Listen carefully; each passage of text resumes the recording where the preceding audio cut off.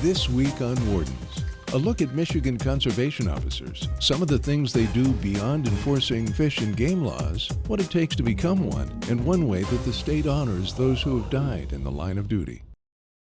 Wild animals and wild places, they're more than a picture. They're inspiration, excitement, and adventure. Patrolling and protecting these natural resources is a first-class band of peace officers. These are the Wardens, dedicated to the preservation of our great outdoors. The Conservation Officer Academy in Michigan is among the most selective law enforcement academies in the state. After recruits are chosen to participate in the academy, the training they receive is rigorous, strenuous, and stressful. To enforce general criminal law, recruits receive the same instruction as cadets for the Michigan State Police. Additionally, conservation officers are also taught the state's game and fish laws. The academy itself, words really can't explain how it is. I mean, you know, unless you go through it yourself, you really don't understand. You know, you can sit there and talk about it all day long, but at the end of the day, the words don't do justice. Dan Listenfelds was part of the state's Recruit School number 9. For C.O. Listenfelds, he's carrying on a family legacy, as his father was also a Michigan conservation officer. Very, very proud. You know, I'm very, very proud to know that he's going to go on and you know, love the job that I loved for 25 years. Fantastic law enforcement job by far. It is the greatest job on earth. I'm not going to lie about that. I haven't even felt like I've worked a day yet. For the families of those going through the state's CO Academy, they support them as best they can, knowing that their weekly training sessions can be grueling. I did go through basically the same academy, you know, 25 years ago.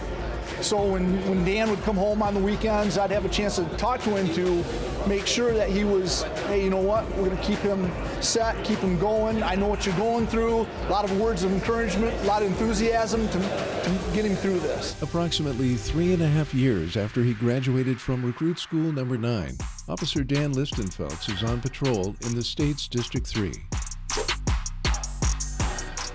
It's May in the northern Lower Peninsula.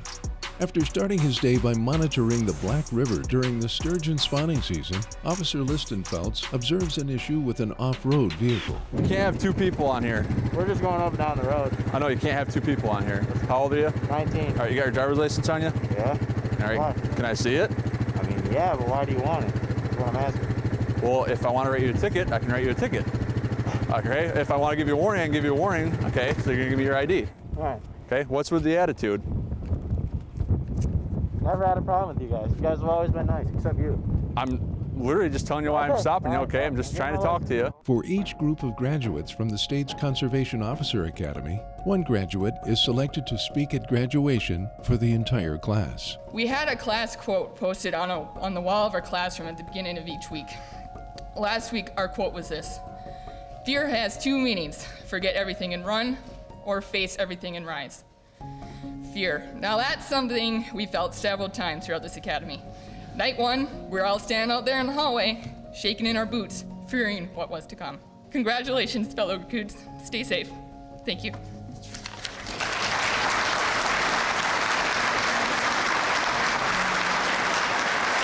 We used to hunt right over here. Oh, here? Yeah, we just got up here. Oh, yeah. They just started this like a week or two ago because that was all there recently. Somebody looking for a new spot. Yeah, I guess so. How long you guys been hunting up here? 15 years. My father-in-law, he's been up here for about 20 years. Wow. Where are you guys from? Monroe, Okay. Ohio border. Mm-hmm. I was just admiring how pretty the bees are yet along that hillside. I know. It's amazing how long the color's hanging on. Oh my, I know, most of it, by this time, it's gone. Yep. And I was like, you know, checking this side, I was like, okay, a lot of bees are gone. And I got over here, and I'm like, oh my gosh, look at the bees. I wanted to take a picture, but the power lines are... Oh, yeah. That kind of interrupts it a little bit. So I just take a nice picture. Where are you riding to? I think I'm going to go to Stager Junction. Okay. And then Yep. across Crystal Falls, and then come back, because I was supposed to make a big loop and Yep. go that way. And I crossed over the Bates Gaster Road, and I'm like, this isn't looking too good. You know, like the water over the road, and I Yep. got kind of nervous. There's a few on the way to Crystal Falls where they're long puddles and they look worrisome, but I got through it fine. And we watched another side-by-side go through it just fine, so shouldn't be anything to worry about. Yeah, I get nervous. I'm a chicken, I'll say it. Well, at least you're all right, you know?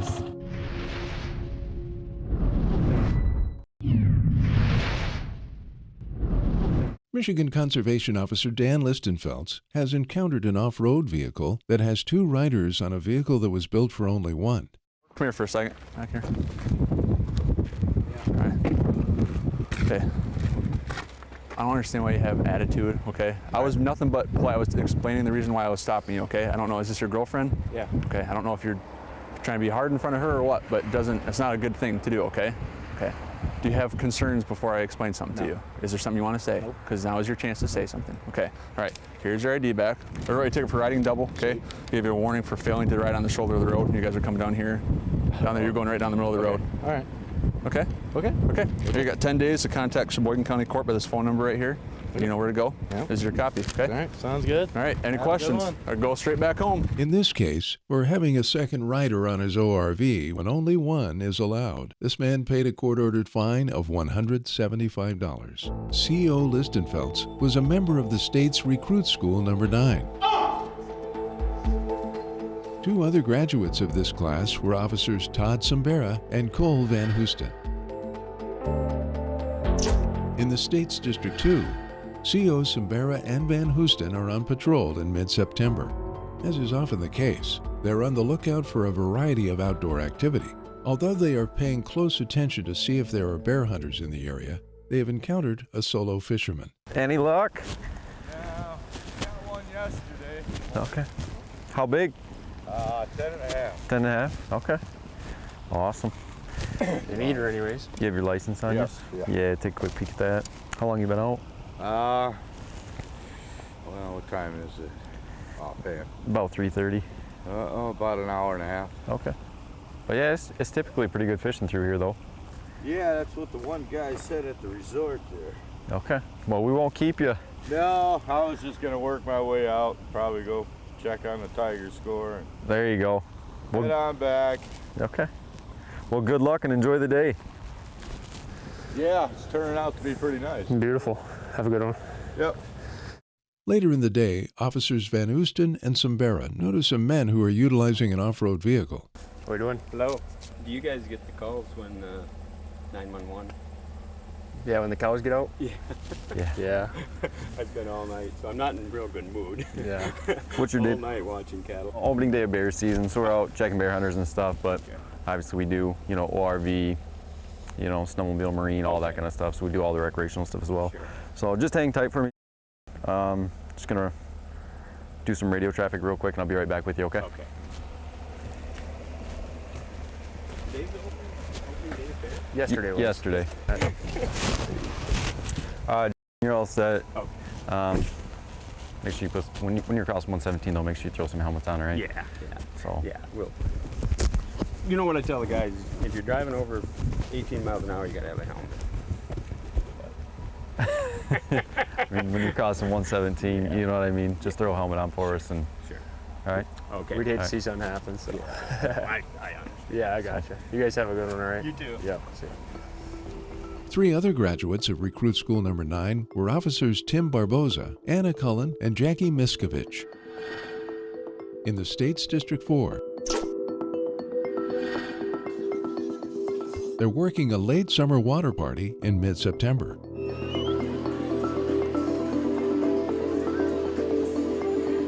If this jet ski comes out to us, this girl doesn't have a life jacket on. I think she's trying to get somewhere. It's on a purple jet ski. Or blue? No, just stay right here. I'm gonna float into them, that's why I'm. They're coming out this way. I think they're trying to give her a ride. Okay. So if you just back up, I'm sure you'll be fine. But it's that one with the 2 on it, the purple ones. Yeah.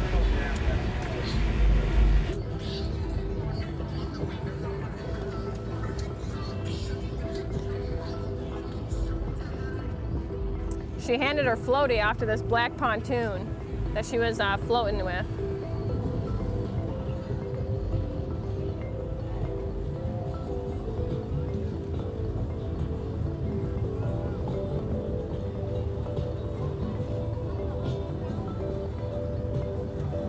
Oh, she's getting off right here. Okay.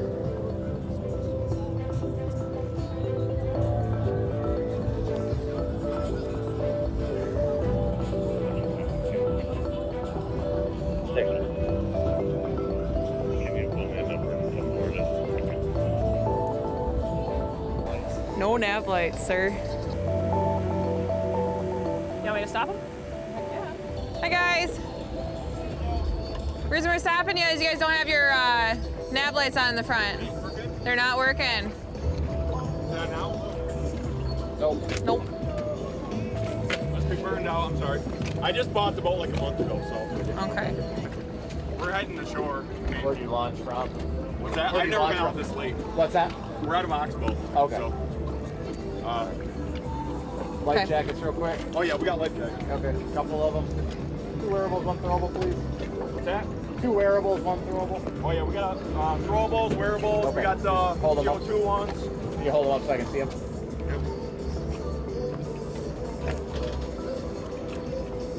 Throwables, 2 throwables. Yep. I have 1, 2, 3, 4, 6 life jackets, plus I have ones like what you have on. Okay, good. Oh, the fire extinguisher? Yeah, if you guys are cooking back, just head back before it gets pitch black. It's supposed to be on after sunset. So. Yeah, we've never had it out this long, so I didn't know that. Okay. Yeah, it must be a short wire or something when your lights working just not sure. I made sure I put that up. So. Okay. Okay. All right. Thanks guys. Have a good night. Thank you guys. Appreciate all you do.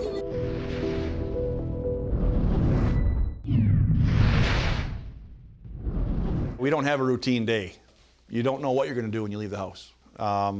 We might start out today to have some plans, and complaints come in, and those plans have to change. Michigan conservation officers are expected to enforce the state's game and fish laws as well as general criminal law. But that's not all they do. They frequently attend and oversee various community events, such as sharing information at a hunter's safety class. I work in Ingham County, where there's a pretty high police presence. You've got a lot of different agencies that work together with the sheriff's departments, Delhi Township, East Lansing, Lansing Police Department. You can just imagine there's a pretty heavy police presence, but in some of the more rural counties, at any given time, there might only be a conservation officer and say like a state trooper or a deputy on duty at any given time. So the conservation officers in those rural counties, they might be relied on more to respond to like a general complaint rather than just specifically fish and game.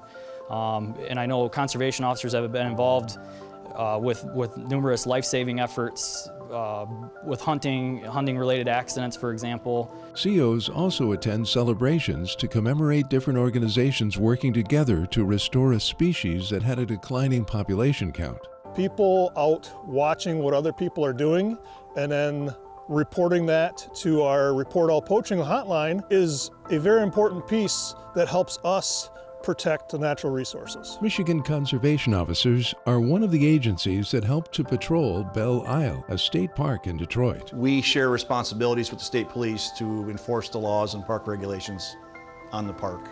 It's been pretty well received by the 2 agencies because we work together in the counties, but this is a little bit bigger project, and it's been working pretty smoothly. Frequently, Michigan COs encounter a situation that they must address immediately and that has nothing to do with the state's game and fish laws or general criminal law. We dispatch to the state police when we're on the island, and they had put out a dispatch that a family member had called and said that there was a female on the bridge who was intending to jump in the river to commit suicide. And I happened to be sitting right on the end of the bridge as it comes onto Belle Isle. So I was relatively very close to the bridge. And so I was able to get on the bridge quickly. There's quite an arc to the bridge, so I can't see what's on the other side of the arc. And I couldn't see anything on our side. So as I continued up the bridge, I was waved down by 2 other ladies on the right side of the bridge. They said, there's a girl over there that's crying. She said, call the police. So I went over to that girl. She fit the description given by the dispatch of the suicidal subject. I turned my car around, got over towards where she was. As I got out of my patrol truck, there's a cement barricade between the walkway of the bridge and the roadway. And she was standing up against the railing going to the river on the walkway, and she didn't want me to get past the barricade. She wanted me to stay by my truck, basically. She was physically upset. She was crying. And I'm not there at that point in time to be an authority figure. I've got to change gears and communicate with her to get her to not do what she intended to do. I talked to her about there's hope in tomorrow and to be a better day, and that we can get her some help, get her somebody to talk to. It was a cold day, so I made sure I talked about getting into my warm truck so it would motivate her to get out of the cold. And shortly after maybe a minute or two after I was talking to her, my partner Steve Converse pulled up from the bridge, or the island side of the bridge, and I introduced him by first name to this young lady by first name, so that I didn't want to have that authority type of interaction with this young lady. I wanted to be person to person. So ultimately she let us get her back over the barricade and get her back in the truck, and we got her warmed up, and we requested that she was going to go voluntarily to talk to someone at the crisis center at the hospital, so that I wouldn't have to transport her there. I was expecting an EMS unit to come, but actually they sent the Detroit Fire Department and one of their rigs, and they transported her to the Detroit Receiving Hospital to talk to someone at the crisis center.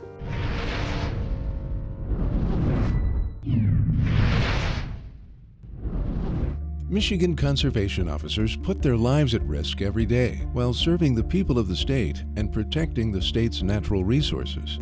What other job do you leave home armed, wearing a ballistic vest, carrying on your person a tourniquet or Kito gauze or quick clot, or on your medical tag on your vest you have your blood type? What other job? Since the first Michigan conservation officer came on the job in 1887, 16 officers have lost their lives in the line of duty. To honor these fallen officers, many organizations work together to construct a memorial to commemorate the ultimate sacrifice that was paid by these officers.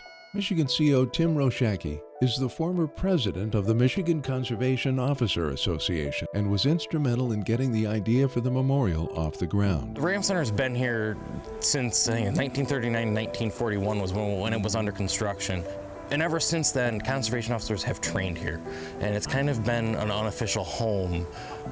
And every CO in the state has trained here, has stayed the night here, and many of them from that time frame contributed to a lot of what you see here. The firing range across the street was built by conservation officers. So really cool kind of coming back home aspect to the location of the memorial. Outdoor Channel is one of the organizations that is proud to support the endeavor to build the memorial to Michigan's fallen conservation officers. It's an honor for us to be here from Outdoor Channel to present a check for the Michigan Conservation Officer Memorial. The Wardens franchise for our network is an important series because it helps educate the population, and we're just honored to be welcomed in Michigan and happy to support your memorial with this check. Mitch, as the president of the Michigan Conservation Officer Association, I'm humbled and very appreciative of this gift. This allows us to see the completion and the fruition of many years of work to dedicate and honor our fallen officers. It's been a great relationship and partnership between the Michigan Conservation Officer Association, the Law Enforcement Division, and the DNR as a whole to see this and to get this done. There's been many, many people that have dreamed and thought about this, and this check makes this a reality, and I greatly appreciate it. Thank you.